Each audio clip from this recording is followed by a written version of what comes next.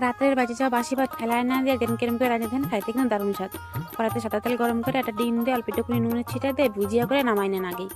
ডিমের ভুজিয়া হয়ে গেলে ওই কড়াইতে একটু বেশি পরিমাণে সরষের তেল দিয়ে দিতে হবে জিরা সম্বার। জিরাটা ভাজা হয়ে গেলে দিতে হবে কুচায় রাখা কাঁচা লঙ্কা আর একটা কুচায় রাখা পেঁয়াজ। পেঁয়াজ আর কাঁচা লঙ্কা দিয়ে আদা ভাজা করে নিতে হবে। আদা ভাজা হয়ে গেলে কুচায় রাখা আলু আর কুচায় রাখা ফুলকপি দিয়ে নাড়ে চেড়ে ভালো করে ভাজে নিতে হবে। আদা ভাজা হয়ে গেলে স্বাদ মতো নুনটা দিয়ে দিতে হবে। এবারে কিন্তু ধৈর্য ধরে এটা আলু আর ফুলকপিটা ভালো করে ভাজে নিতে হবে। দেখছেন কত সুন্দর ভাজা হয়েছে।